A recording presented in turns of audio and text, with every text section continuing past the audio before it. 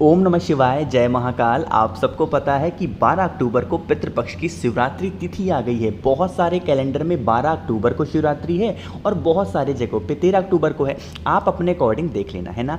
अगर आपको किसी भी प्रकार से कैसी भी बीमारी है ना, तो ये वीडियो आपके लिए है। बीमारियां भी कहीं ना कहीं पितृदोष की वजह से ही होती हैं, तो इस उपाय को ज़रूर करना, है ना, जो कि पूज्य गुरु जी की कथा सुन के बहुत अच्छे से आपको बताऊंगा। बस किचन में खड़े होकर के 7 बार आपको पानी पीना है। पितृदोष की जो भी समस्या होंगी, जिससे बीमारी आपको प्रवेश कर रही है, वो खत्म हो जाएगी, ठीक है। लेकिन पानी पीने से पहले आपको एक छोटा सा नियम समझा दे रहा हूँ। आपको पता है कि पितृपक्ष में अभी 2 से 3 दिन और बचे हैं, है ना, बचे हैं। तो जितने भी दिन बचे हैं, जिसने उपाय करके आते चले आ रहे हैं, वो तो करेंगे ही करेंगे। जो नहीं कर रहे हैं वो इस नियम को फॉलो करेंगे 2 से 3 दिन ज़रूर से ज़रूर, ठीक है। पहला कौन सा नियम है? हमेशा पितृपक्ष के दौरान अगर आपने पूरे पितृपक्ष में दीपक नहीं जलाया है, तो आपके पास में 3 ऑप्शन बचते हैं। पहला होता है एकादशी, दूसरा है प्रदोष, और तीसरा है शिवरात्रि, और चौथा है अमावस्या, है ना। जो भी व्यक्ति अगर पूरे 16 श्राद्ध पक्ष में दीपक लगाता है, तो वो तो पितृदोष से मुक्त हो ही जाता है। बट अगर आपने कहीं पे गलती हो गई या फिर भूल गए लगाना, तो आपके पास में ये दिन है, ठीक है। क्या करोगे? अपने किचन में एक स्वास्तिक का निर्माण करोगे, ठीक है। वो स्वास्तिक किससे बनाओगे? आपको आटे से बनाना होगा। ऐसे नहीं कि सिंदूर से बना दिया, कुमकुम से बना दिया, वैसे बना सकते हो, बट आपको कोशिश करना है कि गेहूं के आटे से स्वास्तिक का निर्माण करना, ठीक है। बना दिया। बनाने के बाद इस स्वास्तिक के ऊपर एक घी का दिया लंबी बत्ती का रखोगे, और उस दीपक का मुख रखना दक्षिण दिशा। पितृ देवता अर्यमा का नाम लेकर के उस दीपक को लगाना स्टार्ट कर दो। जितने 4 दिन मैंने आपको बताए हैं, जो भी व्यक्ति इन दिनों में दीपक लगा देता है, उनके कभी भी पितृदोष नहीं लगता, और पितृ से उनको बहुत ज़्यादा तृप्त हो जाते हैं, उन्हें कभी भी परेशान नहीं करते, है ना। तो पहला नियम आप सभी लोगों को फॉलो करना है। यह काम आपको अपने किचन में करना है, जहां पर आप अपने घर में पीने का पानी रखते हैं, मटका, परिंदा, बाल्टी, जो कुछ भी है, ठीक है। तो पहला काम तो ये हुआ। दूसरा काम अब मैं आपको बताने जा रहा हूं, जो कि हमें किचन में खड़े होकर के पानी पीना है ना। क्योंकि भैया कैसे करना है इस उपाय को? देखो, हमें पता है ना कि आज के टाइम पे हर घर में बीमारी प्रवेश कर चुकी है, चाहे छोटी हो या फिर बड़ी हो। तो वो बीमारी कहीं ना कहीं हमारे घर में पितृदोष की वजह से होती है, और हमें पता भी नहीं चलता। बहुत मेडिसिन कला रहे हैं। देखो क्या करेंगे, आप अपने घर में जिसमें भी पानी रखते हैं, चाहे वो बाल्टी में रखते हो, चाहे आप अपने घर में आरओ से पानी पीते हो, या फिर आपके घर में मटका रखा हुआ हो, ठीक है। जैसे भी पानी पीते हैं, आप क्या करेंगे, मैं फॉर एग्जाम्पल मान के चलता हूँ कि आप आरओ से पानी पीते हैं। आप अपने घर में किचन में जाकर के खड़े होना, ठीक है। एक छोटी सी कटोरी लेना, या फिर एक छोटा सा ग्लास ले लेना, जो भी आपकी इच्छा हो, ठीक है, लेना। और उसके बाद इस आरओ से पानी निकालना। उसमें जब पानी निकालोगे, तो वहां पे नाम लोगे तुम रुका जी का। चाहे बाल्टी से निकाल रहे हो, मटके से निकाल रहे हो, आरओ से निकाल रहे हो, कुएं से निकाल रहे हो, किसका नाम लोगे? तुम रुका जी के नाम से आपको पानी निकालना, ठीक है। निकाल लिया। उसके बाद क्या करेंगे, वहीं पे किचन में ही खड़े होकर के जिस भी ग्लास में या फिर कटोरी में पानी निकाला है, उसी कटोरी का पानी 7 बार में पीना है, कुंदकेश्वर महादेव के नाम से। किसके नाम से? कुंदकेश्वर महादेव। मैं आपसे हमेशा हर वीडियो में कहता हूं कि आपको अपना फेस साउथ डायरेक्शन में नहीं रखना, लेकिन इस उपाय को आपने पितृपक्ष की शिवरात्रि तिथि पे किया है, तो जब आप जल को पिएंगे तो फेस रखेंगे कौन सी दिशा में? साउथ डायरेक्शन, यानी कि दक्षिण दिशा। पितरों का स्मरण करेंगे कुंदकेश्वर महादेव के नाम से। उसी कटोरी से जल 7 बार आपको पीना होगा, ठीक है। ऐसा नहीं कि एक बार पी लिया पूरा, नहीं, उसी कटोरी से थोड़ा थोड़ा करके 7 बार में पानी पीना, है ना। जो भी व्यक्ति इस तरीके से उपाय करता है, पितृदोष से मुक्ति मिलती है। और अगर पितृदोष खत्म हो गया ना, फिर तो आपको कोई भी बीमारी कभी भी प्रवेश नहीं कर सकती, ना ही कभी परेशान करेगी। जो मेडिसिन आप खाओगे, वो दवा आपको असर करेगी। समझ में आई बात मेरी ना? चलो, अब हम लोग एक और बहुत ही प्यारे से उपाय की बात करते हैं, जो कि शिवरात्रि तिथि पे जरूर करना चाहिए। कौन सा उपाय है अब आपको बताऊंगा, लेकिन उससे पहले एक छोटा सा काम, वीडियो को कर दीजिए लाइक। जितने भी भाई बहन मेरी इस आवाज़ को पहली बार सुन रहे हैं, तो चैनल को सब्सक्राइब करेंगे, ठीक है। देखो समझते हैं, यहाँ पर आपको एक हाथ दिख रहा है ना। बहुत परेशान हो गए हो, चाहे वो पितृदोष की वजह से हैं, या फिर आपकी हमेशा इच्छा अधूरी रह जा रही है।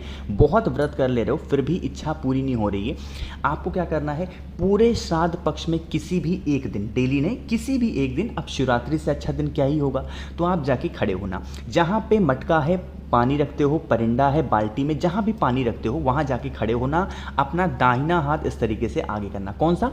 Right hand. उस राइट हैंड में 2 चावल के दाने आपको रखने होंगे। कितने? 2 चावल के दाने रखना। दोनों चावल के दानों को रखना और अपने पितरों का स्मरण करना, ध्यान करना। किसका स्मरण? पितरों का ध्यान करना, स्मरण करना। और 5 बार आपको एक शब्द बोलना होगा, एक ही शब्द को 5 बार बोलना है। कौन सा शब्द है? स्वधा, स्वधा, स्वधा, स्वधा, स्वधा। ठीक है, 5 बार स्वधा नाम का स्मरण करना, पितरों का ध्यान करना, दोनों चावल के दानों को इस तरीके से अपने हाथों पे रखना। ठीक है, रखने के बाद उसके बाद आप कहाँ पे जाओगे? जो भी महादेव का शिवलिंग मंदिर आपके घर के आसपास हो। सबसे अच्छी बात इस उपाय की ये है कि यह काम आप अपने घर पे भी कर सकते हो। जो शिवलिंग घर पे हो, आओ वहाँ पे खड़े होना, फेस रखना उत्तर दिशा, नॉर्थ डायरेक्शन।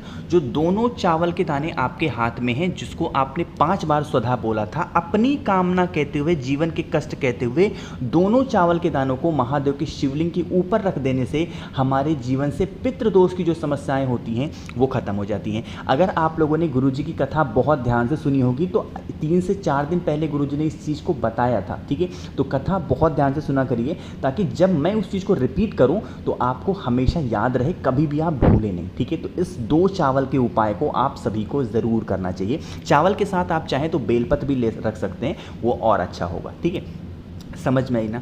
चलो, तो 3 तो हो गए हैं। एक और बहुत ही सुंदर से उपाय की बात करते हैं, जो कि बहुत ज़्यादा अच्छा है। इससे अच्छा उपाय पितृपक्ष की शिवरात्रि का हो ही नहीं सकता, है ना। ये भी पितृदोष से मुक्ति के लिए बहुत आसान है। क्या करोगे? आपको लेना होगा इस तरीके से दही, है ना। थोड़ा सा दही ज़्यादा मात्रा में लेना, कम नहीं लेना है, ज़्यादा मात्रा में दही लेना। दही के साथ हमें लेना होगा 1 बेलपत्र, बहुत प्यारी सी, बहुत सुंदर सी। ठीक है, बेलपत्र भी ले लिया। साथ ही साथ 1 समी का पत्ता लेना है। जितने भी भाई बहन इस वीडियो को देख रहे हैं, अगर आपके पास समी पत्र नहीं मिलता तो बिल्कुल परेशान मत हो। समी पत्र की जगह पे आप चाहें तो चावल के दाने भी ले सकते हैं। ठीक है, चावल के दाने ले लिए। साथ ही साथ आपको लेना होगा 2 सफ़ेद फूल, है ना। जब भी महादेव की पूजन करेंगे, पितरों का ध्यान करेंगे, सफ़ेद फूल का महत्व बहुत ज़्यादा होता है, तो 2 सफ़ेद फूल लेना। फिर क्या करेंगे? आपको जाना होगा उन सभी चीज़ों को लेके बेल पेड़ के नीचे, जो भी आपके घर के आसपास नज़दीक में हो। ठीक है, वहाँ पे जाएंगे। बेल पेड़ की ही मिट्टी से आपको एक पार्थिव शिवलिंग का निर्माण करना है। ऐसा नहीं कि बहुत अच्छा कोई बनाना है, अगर बना सकते हो, टाइम है, बहुत अच्छी बात है, वरना एक ऐसे छोटा सा स्वरूप बना देना वहीं पे बेल पेड़ के नीचे ही महादेव का, है ना। बना दिया। बनाने के बाद जो मैंने आपको दही दिखाई ना, उस दही की 7 चम्मच दही चढ़ाओगे। कितनी चम्मच? 7 चम्मच दही चढ़ाओगे। दही चढ़ाने के बाद आपको चढ़ाना होगा जो मैंने समीपत्र बताया या फिर चावल के दाने, वो समर्पित करना। उसको समर्पित करने के बाद जो आपके पास में 2 सफ़ेद फूल हैं, कुंदकेश्वर महादेव, कौन से महादेव? कुंदकेश्वर महादेव के नाम से 2 सफ़ेद फूल महादेव के शिवलिंग के ऊपर समर्पित करेंगे। ठीक है, 3 चीज़ें समर्पित हो गई। जो चौथी चीज़ समर्पित करोगे वो सबसे लास्ट में जो 1 बेलपत्र मैंने आपको बताया था, उस 1 बेलपत्र को महादेव के शिवलिंग के ठीक ऊपर समर्पित करना, है ना। जब बेलपत्र को समर्पित करना तो अपनी कामना, अपने विशेष जीवन के कष्ट वहीं पे कह देना। ठीक है, कहने के बाद बेलपत्र के ऊपर 1 लोटा शुद्ध जल तांबे के लोटे से महादेव के शिवलिंग के ऊपर, जो पार्थिव शिवलिंग बनाया है, उसी के ऊपर समर्पित करना। जब पूजन हो जाए, अर्चना हो जाए, दीपक वगैरह आप जला लें। जब दीपक ठंडा हो जाए, फिर जो 1 बेलपत्र लास्ट में आपने चढ़ाया था, उस 1 बेलपत्र को उठा करके अपने पास रख लें। बाकी का पूरा सामान, पार्थिव शिवलिंग, वहीं पे बेल पेड़ के नीचे ही आपको विसर्जन कर देना। ठीक है, विसर्जन कर दिया। 1 बेलपत्र को वहाँ से उठा करके जो आप अपने पास रखे हैं, उसको ला करके अपने घर में रखना। कहाँ पे? घर में। जिस कामना से इस उपाय को किया है, उस कामना का स्मरण करते हुए घर में रख लेना। जब आप 21 दिन के बाद, कितने बाद? 21 डेज के बाद उस बेलपत्र को या फिर उसी बेल पेड़ के नीचे रख के चले आना, या फिर कोई भी नदी, तालाब, सरोवर आपके घर के आसपास हो तो वहाँ पे विसर्जन कर सकते हैं ना।